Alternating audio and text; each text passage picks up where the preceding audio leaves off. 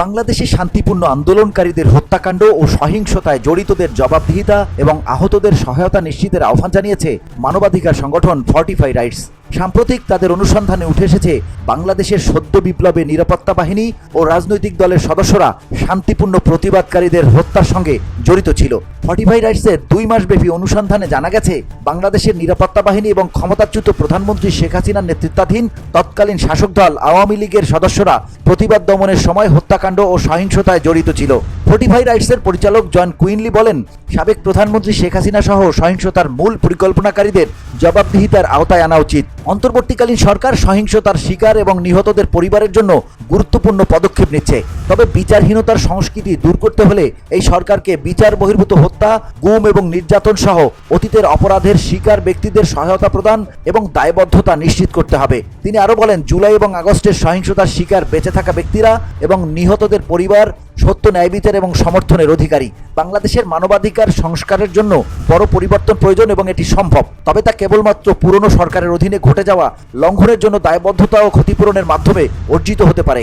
2024 সালের আগস্ট ও সেপ্টেম্বর মাসে Fortify rights Chittagong, Cox's Bazar এবং ঢাকায় আন্দোলনকারীদের উপর বিগত সরকারের দমন পীড়নের শিকার 44 জন বেঁচে থাকা ব্যক্তি, প্রত্যক্ষদর্শী এবং সংশ্লিষ্টদের সাক্ষাৎকার গ্রহণ করে।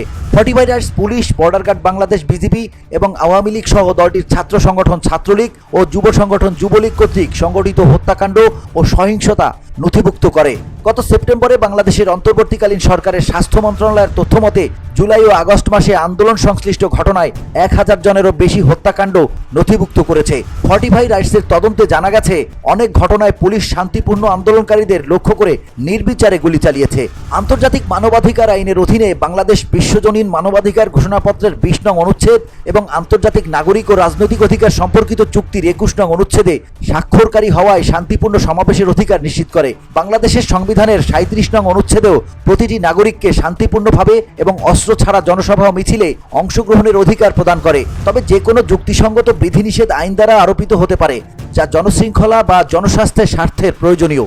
আন্তর্জাতিক আইন অনুসারে একটি সমাবেশ শান্তিপূর্ণ বলে গণ্য হবে যদি তার সামগ্রিক প্রকৃতি শান্তিপূর্ণ হয়। আন্তর্জাতিক আইন আরও বলে যে পুলিশ শুধুমাত্র তখনই বল প্রয়োগ করবে যখন তা অত্যন্ত প্রয়োজনীয় হবে এবং তা আইনসম্মত এবং সঙ্গতিপূর্ণভাবে ব্যবহৃত হবে।